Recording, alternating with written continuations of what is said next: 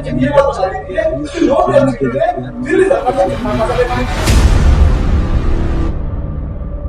वो 13,000 करोड़ दे रहे हैं या नहीं देने उसका बता दीजिए। तो कमिश्नर साहब ने बताया।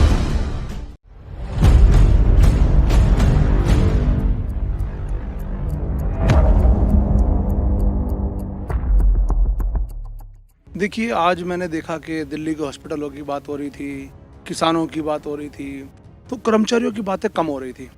ये आए दिन वो 13,000 करोड़ का मुद्दा ला रहे थे, 2500 करोड़ का इशू था। तो हमने आज भी कमिश्नर साहब से पूछा कि कमिश्नर साहब आप बता दीजिए नॉर्थ एमसीडी ने कितना पैसा लेना है? जो 2500 करोड़ रुपए आपने देना है वो साउथ दिल्ली से लेना है। भाई साउथ दिल्ली के भी आप कमिश्नर हैं और ये नॉर्थ के भी आप कमिश्नर हैं। कमिश्नर तो आप खुद ही हो। भाई अगर आपको लगता है कि भाई पैसे की दिक्कत है तो साउथ दिल्ली से नॉर्थ दिल्ली में लेके आ जाइए। भाई आपको कुछ करना तो नहीं, बस सरकार आपकी सिस्टम के अंदर आप बैठे। मैंने उनसे पूछा कि कमिश्नर साहब ये बता दीजिए जो 13,000 करोड़ की बात बार बार आती है, जिसमें बीजेपी बड़े बड़े होर्डिंग लगा रही है, सीएम के घर का घेराव करने गए, उसमें पार्षदों की पिटाई हुई, विधायकों की पिटाई हुई, हम लोगों को जाने नहीं दिया, वो 13,000 करोड़ देने हैं या नहीं देने उसका बता दीजिए।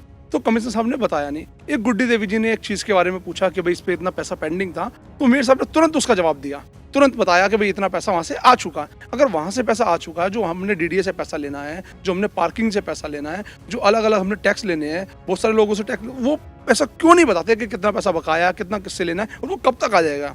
तो ये तो आज 7 बजे तक इन्होंने चलाया, यहाँ पार्षदों का भी टाइम खराब करा। मैं तो यही कहना चाहूंगा अगर हम जनता के बीच में होते तो जनता के बहुत सारे काम करा लेते। अब ये दोबारा करें कि 13,000 करोड़ पर चर्चा करेंगे, तो मैं कहता हूँ हाउस जब चलता है तो उसमें बहुत पैसा खर्च होता है, उसमें कर्मचारी भी आते हैं, सारे पार्षद भी अपना काम धंधा छोड़ के आते हैं, अपना एरिया छोड़ के आते हैं, उनकी समस्या होती है। हमारी बहन जी काफ़ी टाइम से बोल रही थी कि इनके हॉस्पिटल के अंदर अल्ट्रासाउंड की मशीन तक नहीं, 3.5 साल हो गए इन्हें बोलते बोलते। वो कहते हैं कि दिल्ली सरकार का हॉस्पिटल में ये नहीं होता। अरे एमसीडी के हॉस्पिटल में क्या होता क्या नहीं होता ये आपको पता होना चाहिए। मेरा आपसे एक सवाल है कि सदन के अंदर जब मुद्दे रखे जाते हैं तो मुद्दों को पहले से ही संज्ञान में रखा जाता है, उनके जवाब देने के लिए पूरा अधिकारी पैनल बैठता है इस सदन में, तो उनका जवाब तो हाथों हाथ मिलना चाहिए ना। देखिए, ये कुछ प्रस्ताव लेके आते हैं, पास पास पास पास, बिल्डिंग पास, घोटाला पास, ये भी पास, तो गंगा जल लेके आते हैं। तो गंगा जल में हाथों हाथ ये धो लेते हैं, जितना भी इन्होंने गुनाह करा होता है यहाँ पे आके धो लेते हैं, और हम विपक्ष उसका विरोध करते रहे। मैंने देखा इनके पार्षद एक ढेलाव नया जो इन्होंने कूड़े का घर बनाया, ढेर बनाया, तो एक किराड़ी के आसपास ये बनाने जा रहे हैं। इनके खुद पार्षद उसका विरोध कर रहे हैं। मतलब उन्होंने भी विरोध करा, हमारे पार्षदों ने भी विरोध करा, इन्होंने विरोध माना पर एजेंडे में पास कर दिया।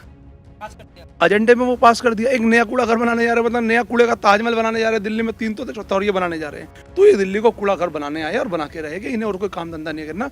आने वाले 1.5 साल के अंदर 2022 के अंदर दिल्ली की जनता इन्हें साफ करने वाली है।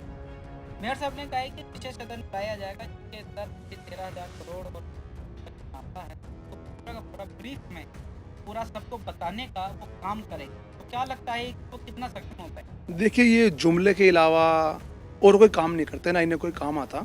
जैसे कभी कि इनके डिप्टी मेयर ने कहा कि वो 5 लोग जो खाने वाली बात आई थी, सीएम के यहाँ खाना लेके गए, तो उनकी एंट्री कैसे हुई? मैंने पूछा कि कैसे एंट्री हुई? जब पार्षद की एंट्री नहीं हो रही, विधायक की एंट्री, उन लोगों की एंट्री कैसे होगी? तो ये तो घोटालों की सरकार है। घोटाला मुकेश जी ने कहा बिल्डिंग माफिया। भाई मुकेश जी को 25 साल हो गए राजनीति करते करते, आज आपको बिल्डिंग माफिया दिखाई दे रहा है? अरे आप विपक्ष में बैठ के क्या भुट्टे तल रहे थे? क्या काम कर रहे थे? क्या काम था आपका? क्या जिम्मेदारी थी आपकी? तो हम लोग आए हैं, जो इन्होंने घोटाले करे हैं वो हम सारे घोटाले उजागर करेंगे, जनता के बीच में लाएंगे। मैंने देखा, मैंने एक चीज और कही, मैंने मेयर साहब जब हम आपके यहाँ प्रदर्शन करने गए तो मैंने देखा आपके घर के बिल्कुल नजदीक गायों का जमावड़ा था, गंदगी थी, कूड़ा था। जब मेयर अपने वार्ड ही सफाई नहीं करा पाएगा, अपने क्षेत्र की जनता को सुख नहीं दे पाएगा, तो काय बात का मेयर? किस लिए मेयर बना दिया? आप किसानों को आतंकवादी कह रहे हो, आप किसानों को खालिस्तानी कह रहे हो, वैसे यहाँ पे किसानों की वाहवाही कर रहे हो कि किसानों के लिए हमने ये कर दिया, किसानों के लिए हमने वो कर दिया। आपकी पार्षद कह रही है, आप खुद ही कह रहे हो, आपके सांसद कह रहे हैं कि वो खालिस्तानी है, वो पाकिस्तानी है, वो आतंकवादी है। अरे सीबीआई आपकी, पुलिस आपकी, सरकार आपकी, फोर्स आपकी, निकालो ना कौन खालिस्तानी है, कौन पाकिस्तानी, निकालो।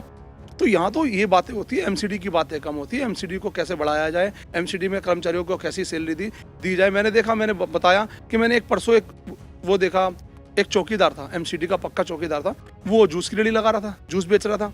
तो मैंने पूछा भाई क्या हुआ? कह रहा सर जब मैं घर जाता हूँ मेरी घरवाली पूछती है तनख्वाह लाए ना लाए। भाई तनख्वाह उम्मीद नहीं, पता एमसीडी में मिलेगी या नहीं मिलेगी, हमारी नौकरी बचेगी या नहीं बचेगी, इसलिए मुझे जूस बेचना पड़ रहा है।